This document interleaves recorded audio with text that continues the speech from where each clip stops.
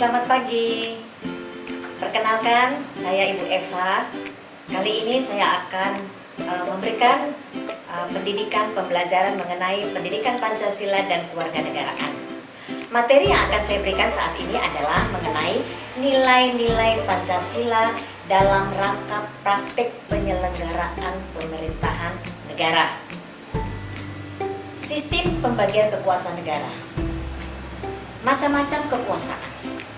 Pertama kali kita harus tahu apa sih kekuasaan. Kekuasaan itu adalah sesuatu hal untuk mempengaruhi orang lain atau memerintah orang lain. Contohnya, seorang ibu pasti akan memerintahkan kepada anaknya, matikan televisi karena kamu harus belajar. Itu artinya orang tua memiliki kekuasaan untuk mematikan televisi, dan anak itu pun akhirnya mematikan.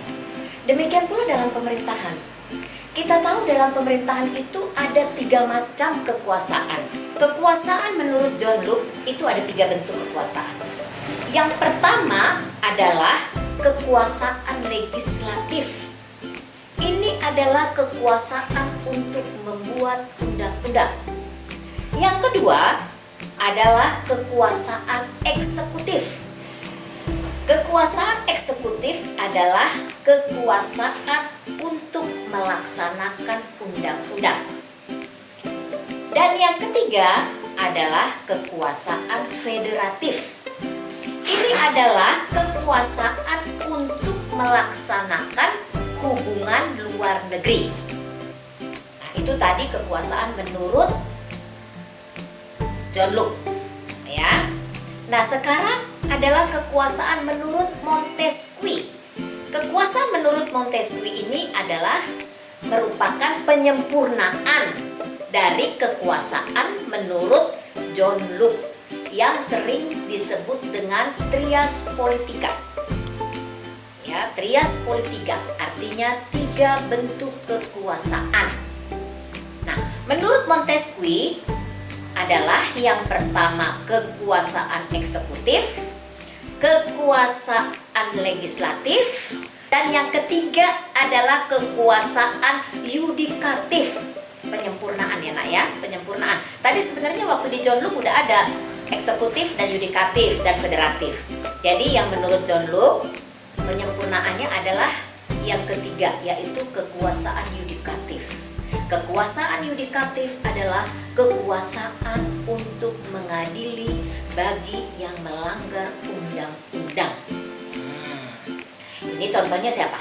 Contohnya adalah Mahkamah Agung, Mahkamah Konstitusi, dan Komisi Yudisial. Ya, nah itulah menurut Montesquieu. Jadi Montesquieu ini ada penyempurnaan dari kekuasaan yang diberikan oleh John Locke. Jangan lupa, kalian tuh suka lupa. Ya, kadang-kadang hampir sama padahal tidak ya. Tidak. Jadi kalau Montesquieu ini adalah penyempurnaan dari kekuasaan yang diberikan oleh John Locke. Bedanya di federatif dan yudikatif. Nah, selanjutnya Ibu akan menerangkan bagaimana sih konsep pembagian atau pemisahan kekuasaan. Ya, konsep pemisahan atau pembagian kekuasaan. Pembagian kekuasaan itu ada kekuasaan berdasarkan secara horizontal atau sejajar. Ya, pembagian secara sejajar. Sejajar atau yang disebut kita tahu adalah pembagian kekuasaan secara horizontal, berarti sejajar. Ya, berarti ada horizontal dan ada vertikal, ya. Kalau horizontal atau sejajar itu apa aja? Itu ada 6 kekuasaan. Yang pertama adalah kekuasaan konstitutif. Konstitutif itu yang dilakukan oleh MPR, ya, membuat atau menetapkan Undang-Undang Dasar 1945. Kemudian yang kedua adalah kekuasaan eksekutif, yaitu kekuasaan untuk melaksanakan penyelenggaraan pemerintahan. Siapa dia? Itu adalah presiden. Ya, eksekutif. Ingat, eksekutif adalah presiden. Ya. Kemudian yang ketiga adalah kekuasaan legislatif. Legislatif itu adalah kekuasaan untuk membuat Undang-Undang Dasar 1945. Ya.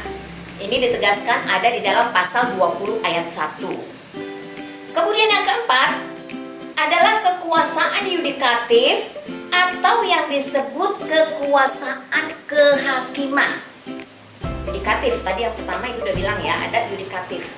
Yudikatif adalah kekuasaan kehakiman.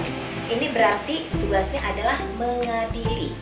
Mengadili bagi yang melanggar undang-undang.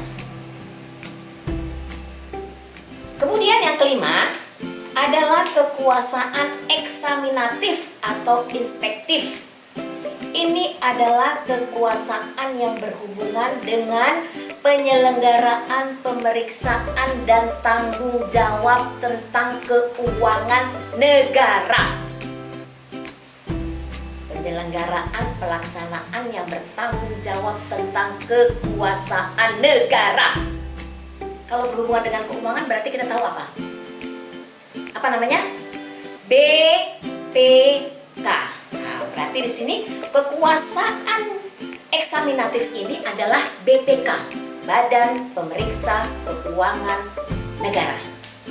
Itu adalah kekuasaan eksaminatif, ya. Nah, yang keenam terakhir. Tadi Ibu katakan ini kekuasaan secara horizontal, berarti sejajar. Ini termasuk adalah lembaga-lembaga negara. Yang keenam adalah kekuasaan moneter. Kekuasaan moneter. Ya, kekuasaan moneter. Contohnya apa? Contohnya adalah Bank Indonesia. Bank Indonesia. Ini tugasnya adalah memelihara kestabilan nilai rupiah. Bank Indonesia ini adalah sebagai bank sentral. Dia adalah bank yang akan memonitor seluruh keuangan bank-bank yang ada di Indonesia. Itu wewenang daripada Bank Indonesia. Nah, tadi Ibu terangkan ada secara horizontal dan secara vertikal. Jadi secara horizontal ada 6 ya. Ada 6. Kalian harus ingat. Ada konstitutif, eksekutif, legislatif, yudikatif, eksaminatif, dan kekuasaan moneter. Nah, ini pembagian kekuasaan secara horizontal. Sekarang yang terakhir, yang kedua, ya, adalah pembagian kekuasaan secara vertikal. Kalau vertikal berarti lurus ya, lurus. Berarti dari atas ke bawah. Ya, dari atas ke bawah. Nah, ini apa contohnya?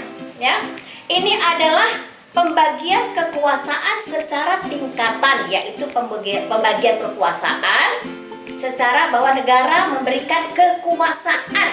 Nah, artinya berarti pemerintah pusat memberikan wewenang kepada pemerintah daerah. Ya, dari atas ke bawah, horizontal.